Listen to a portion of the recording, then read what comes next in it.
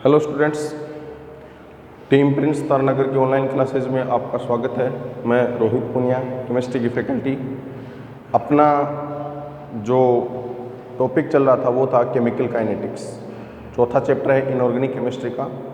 तो chemical kinetics के अपने 2 वीडियो अपलोड हो चुके हैं। आज अपन तीसरी क्लास लेके आ रहे हैं। तो वहाँ पर अपने जो पीछे के 2 वीडियो हैं अभिक्रिया वेग के प्रकार से अपने स्टार्ट किया था। तो उसमें एक अभिक्रिया वेग का प्रकार अपने पिछले वीडियो के अंदर किया था औसत वेग। तो अभिक्रिया वेग मुख्य रूप से 3 प्रकार के होते हैं, औसत वेग, तात्क्षणिक वेग और तीसरा है प्रारंभिक वेग। तो औसत वेग के बारे में अपन डिस्कस कर चुके हैं। आज अपन स्टार्ट करेंगे तात्क्षणिक वेग।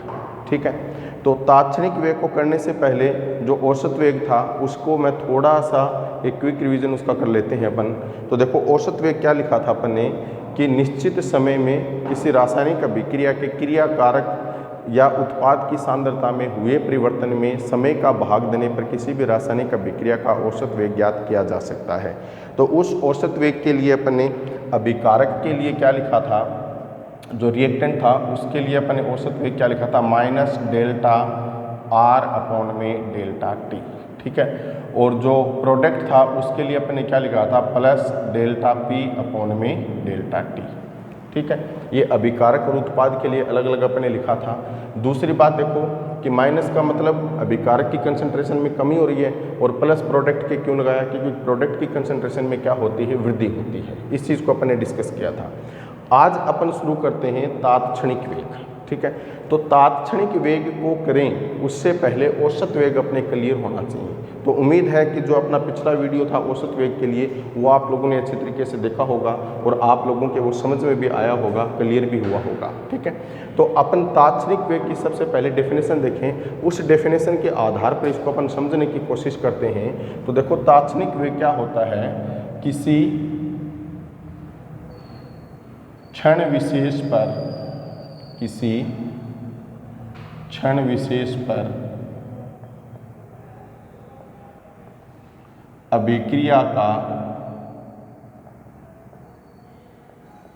वास्तविक वेग, किसी क्षण विशेष पर अभिक्रिया का वास्तविक वेग उसका तात्क्षणिक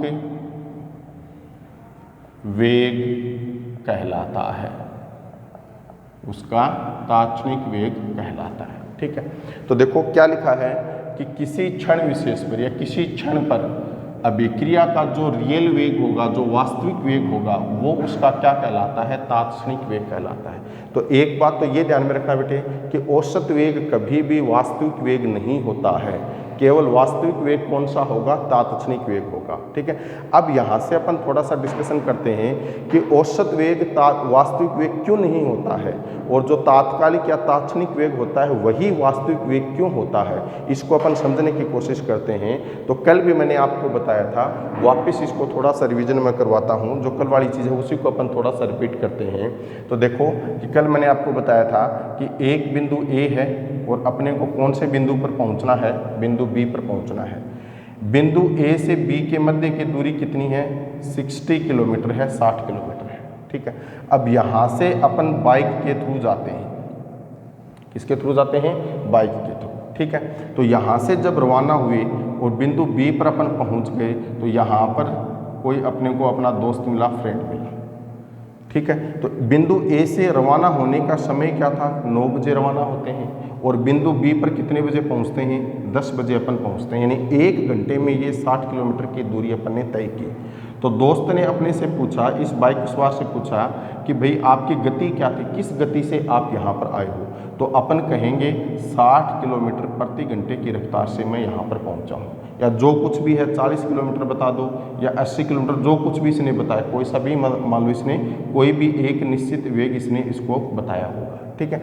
अब इस चीज़ को अपन समझने की कोशिश करते हैं कि जैसे मान लो इसने बताया कि भाई मैं 60 किलोमीटर की रफ्तार से चला, तो मैं यहाँ पर बिंदु बी पर 1 घंटे में 60 किलोमीटर की दूरी तय करके पहुँच गया। लेकिन अपन इस बाइक को देखें तो जब ये बाइक यहाँ से चलना शुरू हुई थी तो क्या इसकी स्पीड 60 किलोमीटर थी, नहीं थी।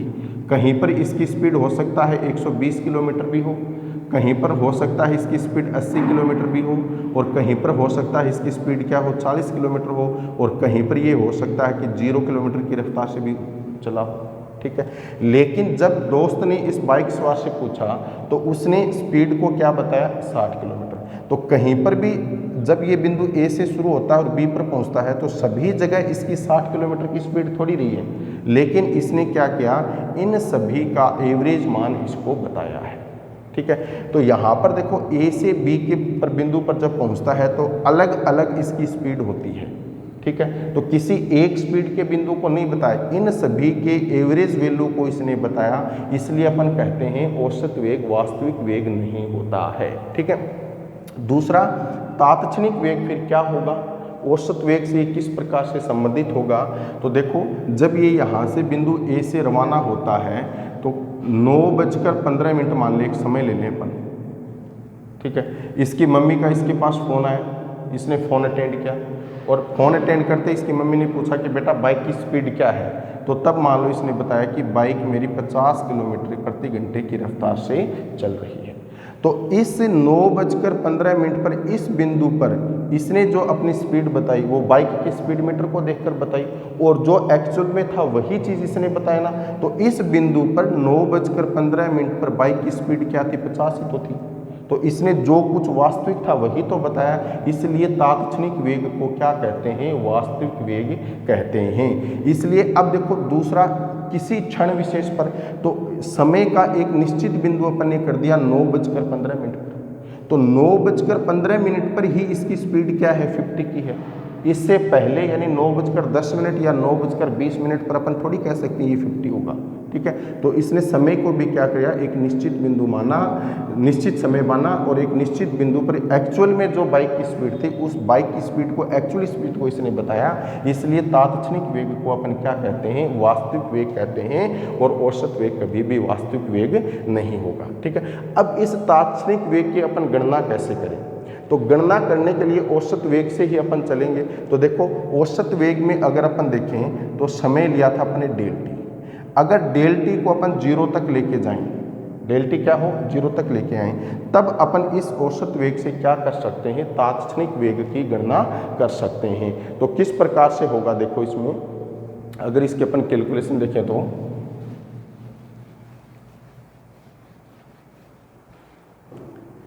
यदि किसी अभिक्रिया में अभिकारक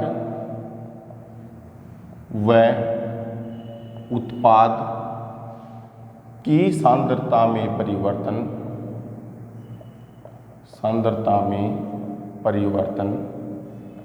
ΔC व परिवर्तन में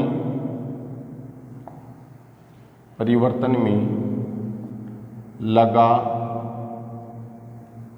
ΔC व परिवर्तन में लगा समय ΔT हो तो उस अभिक्रिया के लिए औसत वेग, उस अभिक्रिया के लिए औसत वेग। अब देखो यहाँ पर अभिकारक और उत्पाद दोनों की कंसंट्रेशन में जो परिवर्तन होता है उसको अपन किससे डिनोट कर रहे हैं, ΔC से। डेल्टा किसको दर्शाएगा, परिवर्तन को। C क्या है, कंसंट्रेशन। कंसंट्रेशन अपन यहाँ पर किसके लिए है, दोनों के लिए है, अभिकारक के लिए भी है और दूसरा उत्पाद की। और दोनों के परिवर्तन, सांद्रता के परिवर्तन में जो समय लगेगा उस समय को अपन किससे डिनोट कर रहे हैं, ΔT से। तो इस अभिक्रिया के लिए औसत वेग क्या होगा, माइनस ΔC अपॉन में ΔT। माइनस किसके लिए आया है, अभिकारक के लिए, और प्लस किसके लिए आया है, उत्पाद के लिए।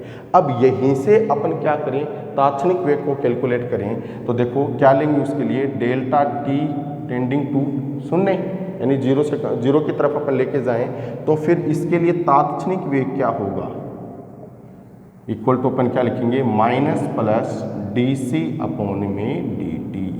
ठीक है, अब देखो थोड़ा सा इसमें समझो कि यहाँ पर C अपन कंसंट्रेशन ले रहे हैं, यहाँ पर भी C क्या है, कंसंट्रेशन, यहाँ पर भी T क्या है, समय, और यहाँ पर भी क्या है, T क्या है, समय। अब यहाँ पर कंसंट्रेशन परिवर्तन के लिए अपन ने किसको लगाया, डेल्टा को, यहाँ पर कंसंट्रेशन और समय में परिवर्तन के लिए अपन किसको प्रयुक्त कर रहे हैं, डी को। तो देखो दोनों ही डेल्टा और डी दोनों ही परिवर्तन को दर्शा रहे हैं, लेकिन अंतर क्या है कि डीसी इक्वल टू अपन क्या लिखेंगे, अनंत अभिकारक व उत्पाद की सांद्रता में अनंत सूक्ष्म परिवर्तन। डीसी क्या है, अभिकारक व उत्पाद की सांद्रता में अनंत सूक्ष्म परिवर्तन। उसी प्रकार डीटी इक्वल टू क्या लिखेंगे, सांद्रता में सांद्रता में अनंत सूक्ष्म परिवर्तन में लगा अनंत सूक्ष्म समय। ठीक है, यानी इस तात्क्षणिक वेग पर सांद्रता और समय का जो अपन बिंदु निश्चित करते हैं उसमें सांद्रता और समय में परिवर्तन तो होता है, लेकिन वो परिवर्तन बहुत ही कम होता है। इसलिए सांद्रता परिवर्तन को अपन किससे डिनोट करेंगे, डीसी से, और समय में परिवर्तन को किससे डिनोट करेंगे, अपन डीटी से। और ये कंडीशन कब होगी, जब डेल्टा टी टेंडिंग टू क्या हो, 0 हो। तो एक तरह से ये जो औसत वेग है उसका अवकलित रूप हो गया। ठीक है, डेल्टा टी टेंडिंग टू 0, या अपन इसको गणितीय रूप में ऐसे भी लिख सकते हैं कि लिमिट लगा के लिख दें, limit delta T tending to 0 delta C upon में डेल्टा टी। तो इसका अवकलित रूप अपन क्या लिखेंगे, minus plus D C upon में डी टी। ठीक है, लेकिन इतना कुछ करने की आपको आवश्यकता नहीं है, आप सीधा इसका डेल्टा टी टेंडिंग टू 0 लिखकर ये चीज़ें आप लिख सकते हो। तो ये तो तात्क्षणिक वेग के लिए क्या हो गया, एक तरह से गणितीय रूप हो गया। अब इसका अपन ग्राफीय निरूपण देखें। जो तात्क्षणिक वेग है उसको ग्राफीय निरूपण की सहायता से अपन किस प्रकार से ज्ञात कर सकते हैं। तो देखो यहाँ पर अपने औसत वेग के लिए जो ग्राफ बनाए थे वो अभिकारक और उत्पाद दोनों के लिए अलग अलग बनाए थे। तो तात्क्षणिक वेग के लिए भी क्या होगा, ग्राफ अभिकारक और उत्पाद दोनों के लिए अलग अलग बनेगा।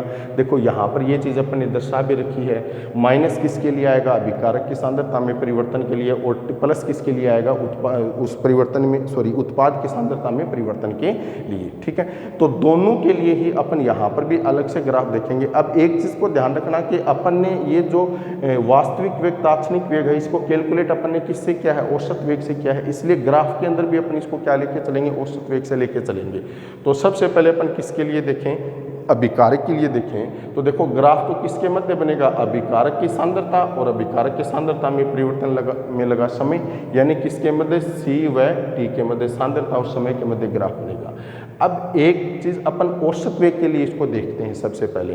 तो जब t बराबर 0 समय होता है, तो कल मैंने आपको बताया था कि t बराबर 0 का मतलब क्या हुआ कि अभी अभिक्रिया प्रारंभ नहीं हुई है, और जब अभिक्रिया प्रारंभ नहीं होती है उस समय अभिक्रिया में अभिकारकों की सांद्रता क्या होती है, मैक्सिमम होती है, अधिकतम होती है। तो इस बिंदु पर अपने अभिकारक की सांद्रता को मान लिया। अब जैसे जैसे समय व्यतीत होगा तो अभिकारक की सांद्रता क्या होगी, कम होती जाएगी। तो इस प्रकार ये ग्राफ क्या होगा, अपने को एक स्लोप के रूप में प्राप्त हो जाएगा। फिर अपने सांद्रता और समय के दो बिंदु निश्चित किए थे। एक बिंदु तो ये था, तो इस पर सांद्रता क्या है, R1, और इसमें समय कितना लगा, T1। दूसरा बिंदु अपन ने ये लिया R2, और इसमें समय क्या लगा, T2।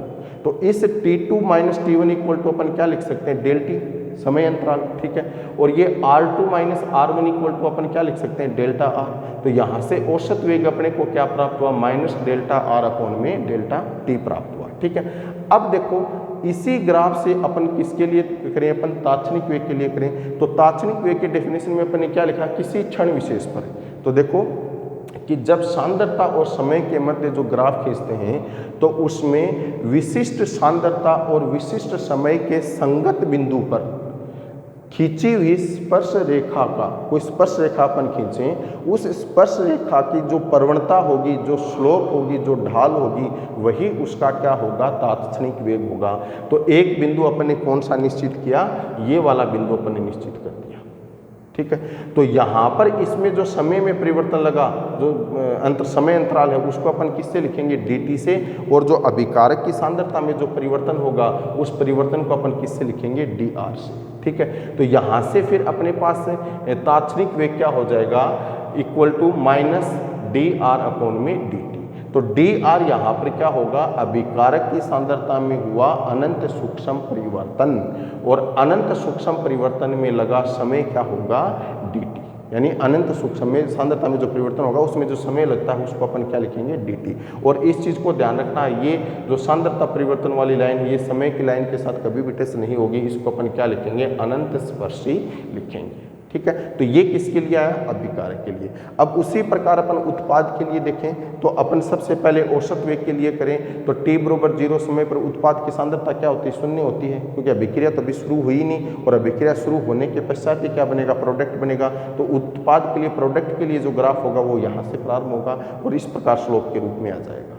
अब यहाँ पर भी अपन क्या करें, औसत वेग देखें तो दो सांद्रता के बिंदु निश्चित कर दिए, एक तो P1 पर समय क्या है T1, और दूसरा क्या है P2 पर समय क्या है T2। तो समय अंतराल T2 minus T1 equal to क्या लिखेंगे, डेल्टा T, और सांद्रता P2 minus P1 equal to क्या लिखेंगे, डेल्टा P।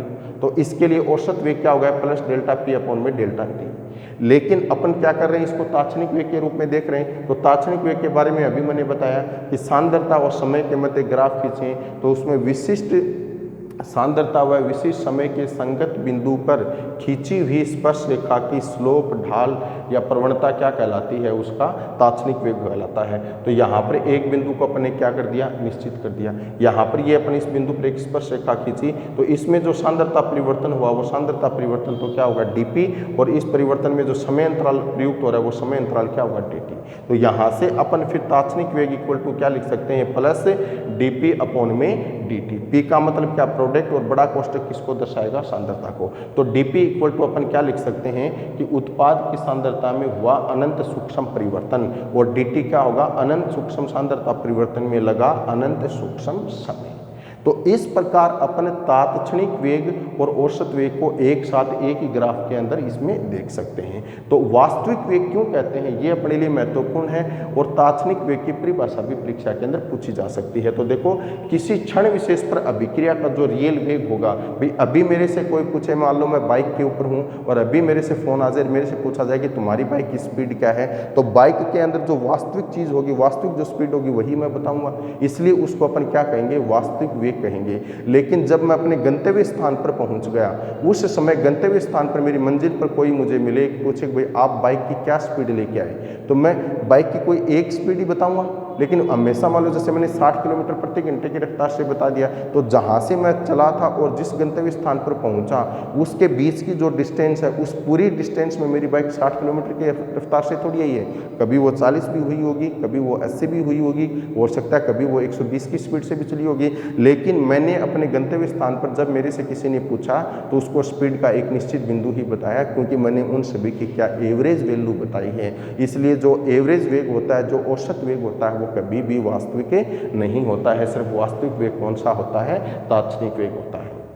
और इस तात्क्षणिक वेग को अपन प्राप्त कैसे करेंगे, सांद्रता व समय के मध्य ग्राफ में विशिष्ट सांद्रता व विशिष्ट समय के संगत बिंदु पर खींची हुई स्पर्श रेखा की प्रवणता या ढाल क्या कहलाता है, औसत वेग कहलाता है। तो यहाँ पर अपन लिख सकते हैं, फिर इसमें क्या लिखें, देखो इसी से आगे कंटिन्यू करना है अपने को कि सांद्रता व समय के मध्य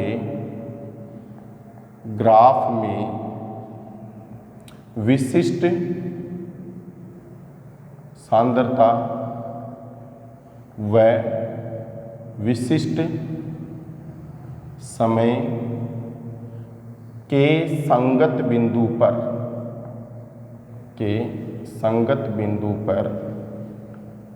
खींची गई स्पर्श रेखा की प्रवणता, या इसको अपन ढाल या स्लोप कह सकते हैं, कि प्रवणता या ढाल ही उसका तात्क्षणिक वेग होता है। स्पर्श रेखा की जो स्लोप या प्रवणता प्राप्त होगी वो ही इसका क्या होगा, तात्क्षणिक वेग होगा। तो तात्क्षणिक वेग को आपको यहाँ से कंटिन्यू करना है, ये चीज़ लिखनी है, और उसके पश्चात आपको क्या बनाने हैं, ये ग्राफ आपको यहाँ पर बनाने हैं। ठीक है, तो उम्मीद है आपको ये समझ में आया होगा अब जो औसत वेग और तात्क्षणिक वेग है उस पर आधारित एक दो अपन क्वेश्चन करते हैं, परीक्षा के अंदर वो चीज़ पूछ ली भी जाती है। ठीक है, तो देखो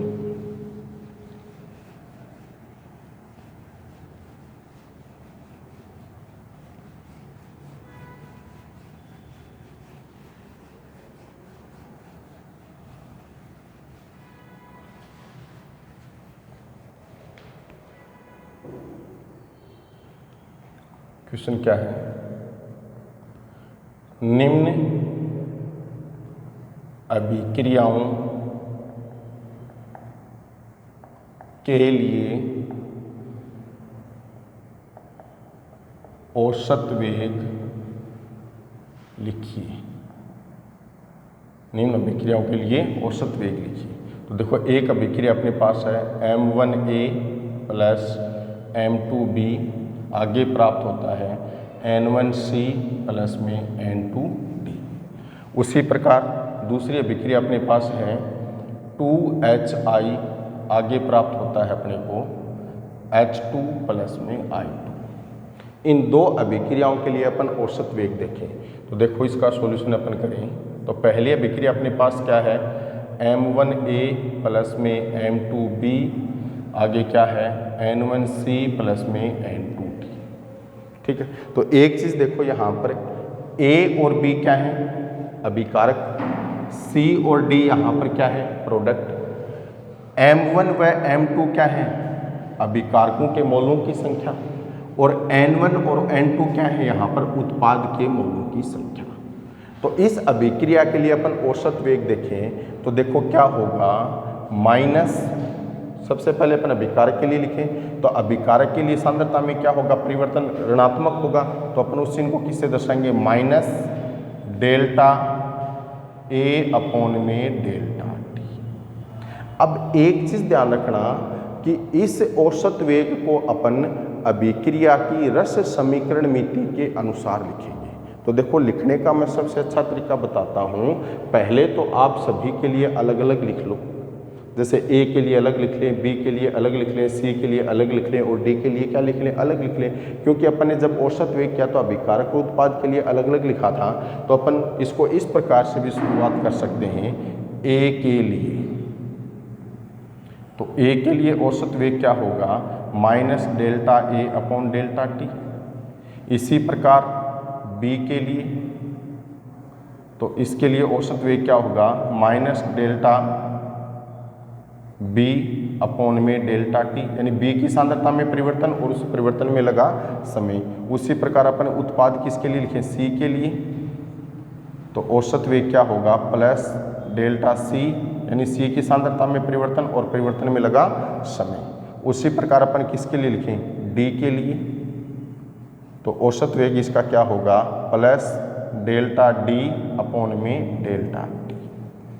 लेकिन अपने को तो अभिक्रिया का एक साथ लिखना है, तो यहाँ पर अपन क्या लिख सकते हैं, अभिक्रिया की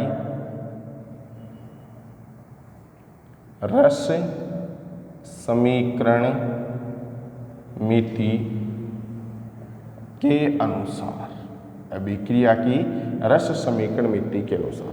तो देखो जब अभिक्रिया की रस समीकरण मिति के अनुसार अपन औसत वेग को कैलकुलेट करेंगे, तो जो रस समीकरण मितीय गुणांक होते हैं उनका भाग दिया जाता है, उनको भाग में लिखा जाता है। और किस में भाग देंगे, जो सांद्रता परिवर्तन होगा उसमें भाग देंगे।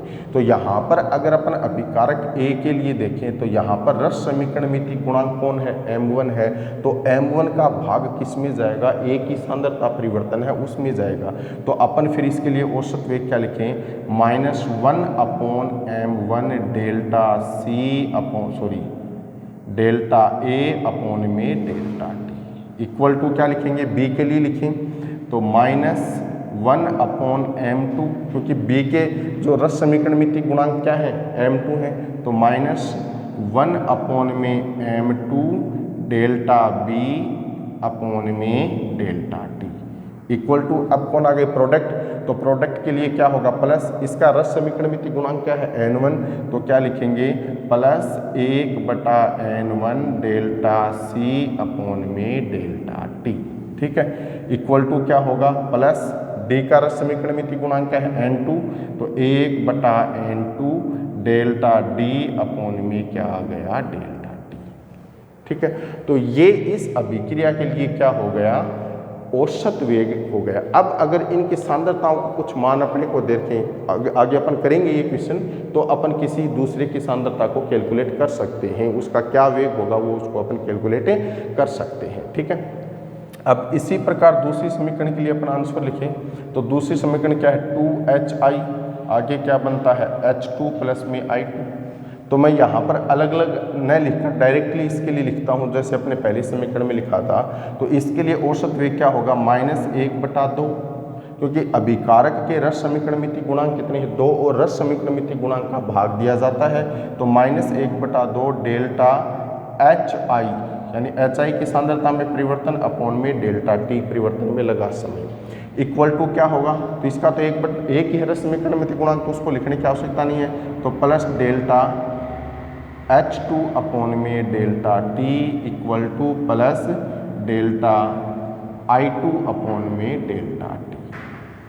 तो ये जो औसत वेग हो गया वो इस अभिक्रिया के लिए औसत वेग हो गया। ठीक है, यहाँ पर देखो H2 के लिए मोलों की संख्या कितनी, एक ही है, तो रस समीकरणमिति गुणांक क्या एक है, तो अपन इसको 1/1 लिखेंगे तो वो एक ही आएगा, तो उसको लिखने की आवश्यकता नहीं है। और सेम स्थिति किसके लिए है, यहाँ पर I2 के लिए।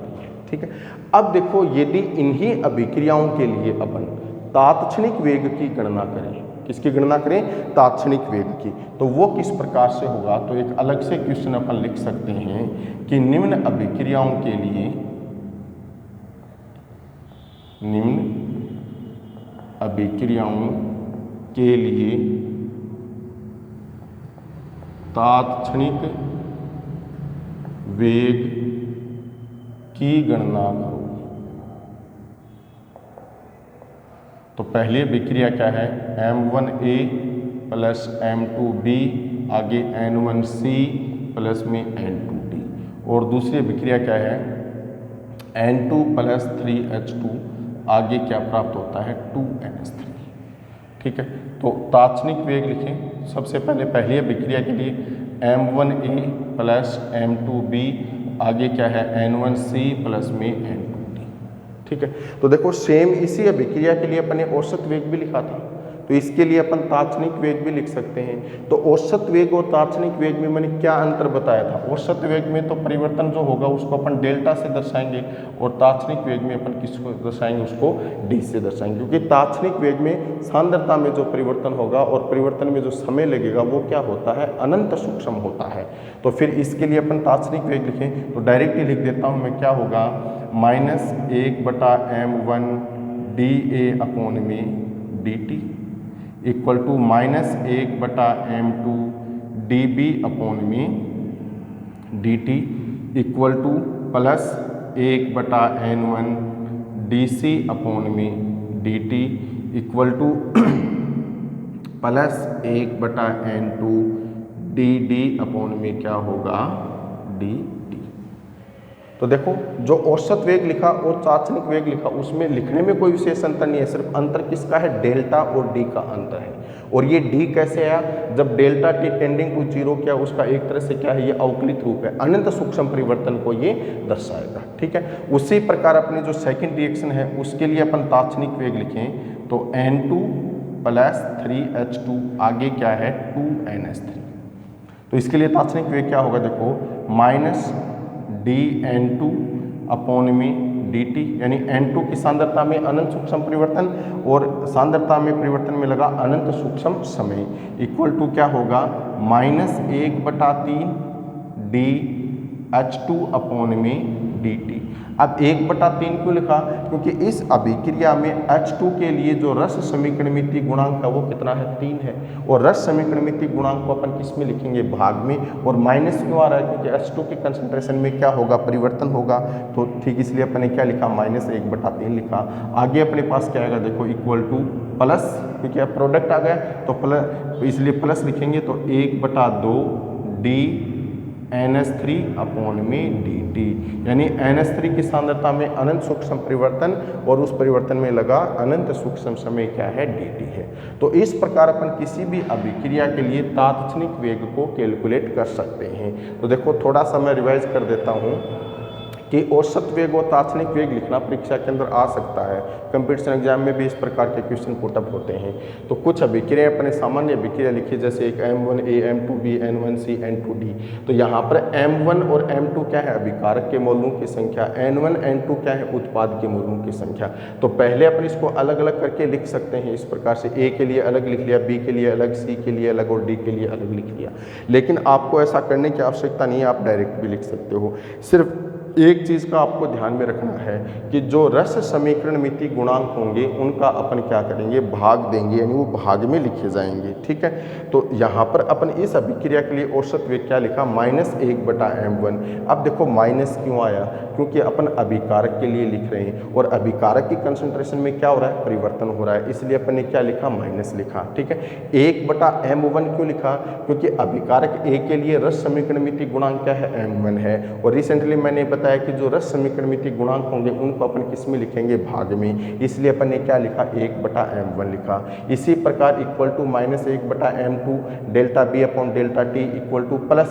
अब देखो प्लस क्यों आ गया यहाँ पर, क्योंकि यहाँ पर अब अभिकारक तो A और B हैं, तो इन दोनों के लिए तो अपन लिख चुके। अब आगे कंटिन्यू किस में करेंगे अपन, उत्पाद के लिए। तो उत्पाद की कंसंट्रेशन में क्या होगी, वृद्धि होगी, तो वृद्धि को अपन किससे दर्शाएंगे, प्लस से दर्शाएंगे।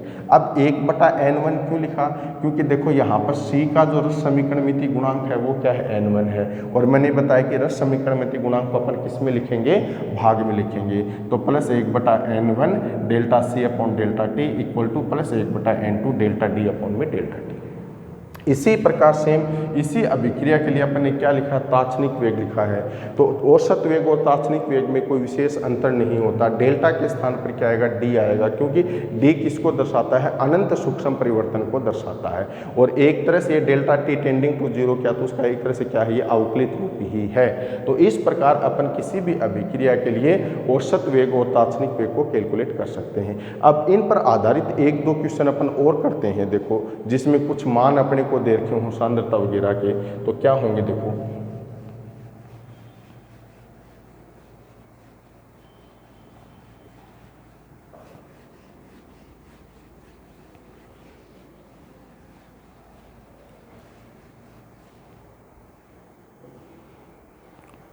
नेक्स्ट क्वेश्चन देखिए अपन क्या है कि एक अभिक्रिया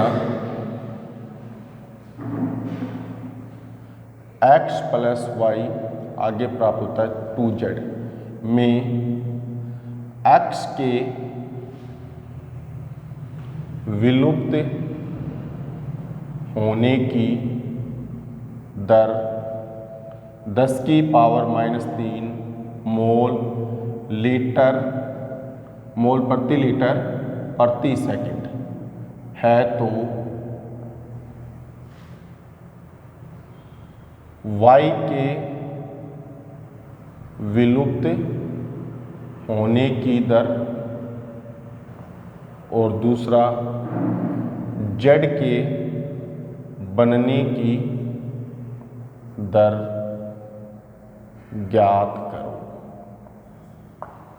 इस प्रकार के क्वेश्चन बोर्ड एग्जाम के अंदर आते हैं। क्या है कि एक अभिक्रिया है x + y, आगे प्रोडक्ट क्या प्राप्त होता है, 2z, ठीक है, में x के विलुप्त होने की दर क्या है, 10⁻³ मोल प्रति लीटर प्रति सेकंड। यानी प्रति सेकंड में इसके इतने मोल किसमें विलुप्त होने का मतलब क्या हुआ, अभिकारक किसमें परिवर्तित हो रहा है, उत्पाद में परिवर्तित हो रहा है। तो यहाँ पर देखो एक ही अभिकारक के लिए वैल्यू दी हुई है अपने को x के लिए, लेकिन उत्पाद में तो y भी परिवर्तित हो रहा है ना। तो y किस दर से विलुप्त होगा, और x और y के जो विलुप्त होने की दर है उससे z जो उत्पाद बनेगा उसके बनने की दर क्या होगी, वो किस वेग से बनेगा, ये चीज अपने को देखनी है। तो देखो इसका अपन सॉल्यूशन करें, ध्यान से देखना। इसमें अभिक्रिया अपने पास क्या है, x + y, आगे क्या प्राप्त होता है, 2z, ठीक है। तो उपरोक्त अभिक्रिया के लिए औसत वेग, ठीक है। तो देखो अभिक्रिया की रस समीकरण मिति से, अभिक्रिया की रस समीकरण मिति से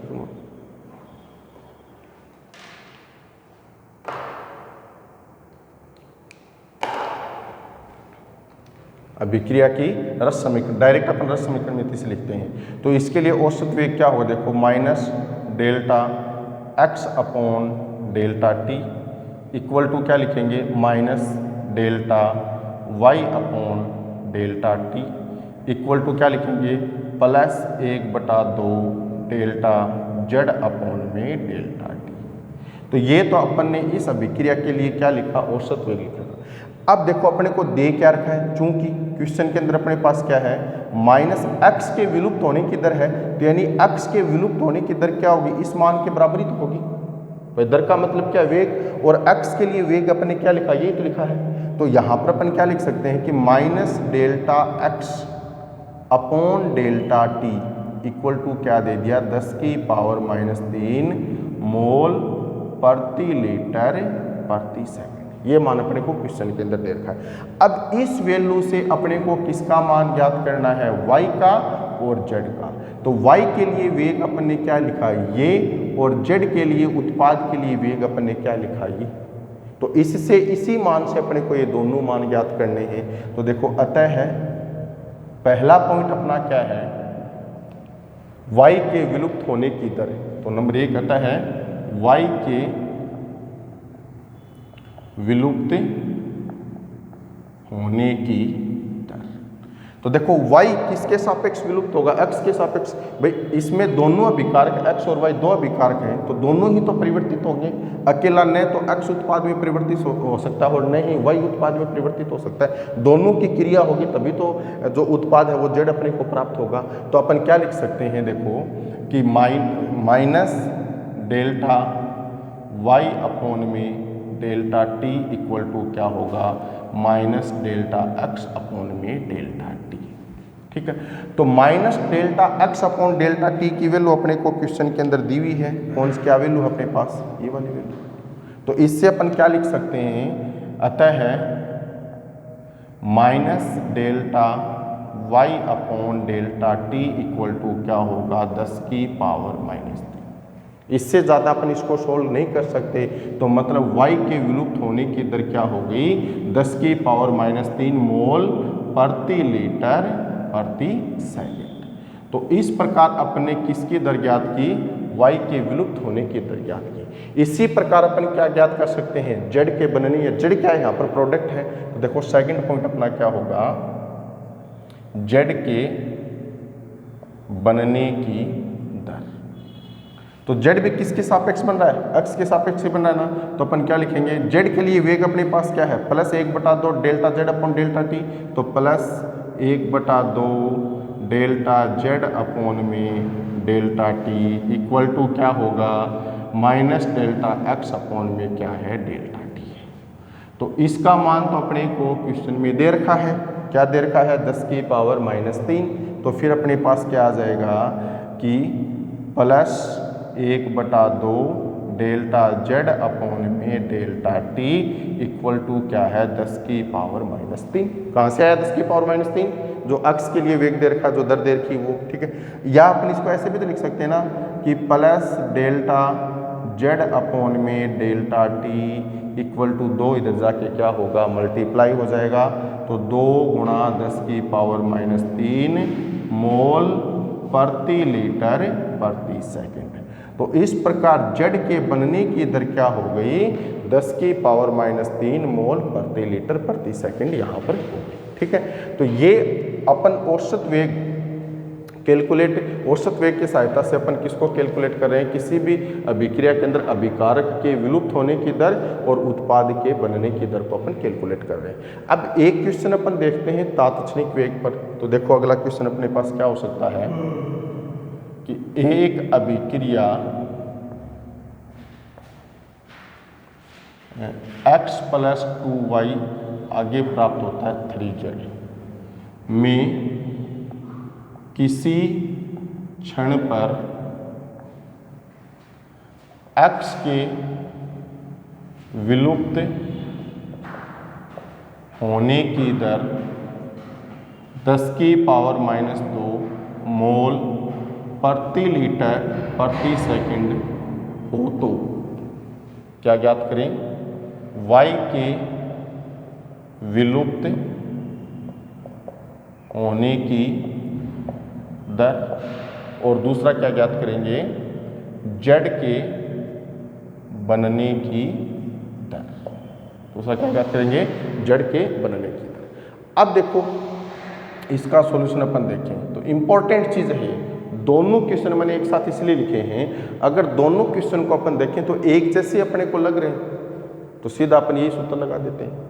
इसी प्रकार से ही अपने को ज्ञात करना है, लेकिन एक चीज समझने की जरूरत है यहाँ पर इसमें तो क्या पूछा है, औसत वेग पूछा है, और यहाँ पर औसत वेग न पूछकर देखो क्या दे दिया, किसी क्षण पर, किसी क्षण पर, और किसी क्षण पर अभिक्रिया का जो वेग होगा वो वेग कौन सा होता है, तात्क्षणिक वेग होता है। कौन सा वेग होता है, तात्क्षणिक वेग। तो मतलब इस क्वेश्चन में अपने को औसत वेग कैलकुलेट नहीं करना है, क्या कैलकुलेट करना है, तात्क्षणिक वेग। और इससे पहले मैंने औसत वेग और तात्क्षणिक यानी वास्तविक वेग के लिए दो सिंपल से एग्जाम्पल मैंने आपको करवाए थे, तो उनमें अंतर क्या था, औसत वेग में परिवर्तन को अपन किससे दर्शा रहे हैं, डेल्टा से, और तात्क्षणिक वेग में इसी परिवर्तन को अपन किससे दर्शा रहे हैं, डी से दर्शा रहे हैं। तो सिर्फ डेल्टा के स्थान पर कौन आएगा, डी आएगा, बाकी चीज़ें सारी की सारी क्या रहेंगी, सेम रहेंगी। तो अपन इसको करें तो देखो अभिक्रिया अपने पास क्या है, x + 2y, आगे क्या प्राप्त होता है, 3z। ठीक है, तो उपरोक्त अभिक्रिया के लिए, उपरोक्त अभिक्रिया के लिए तात्क्षणिक वेग, तो किसके अनुसार लिखेंगे अपने, अभिक्रिया की रस समीकरण मिति के अनुसार। तो देखो अभिक्रिया की रस समीकरण मिति के अनुसार या समीकरण मिति से, तो क्या लिखेंगे, -dx/dt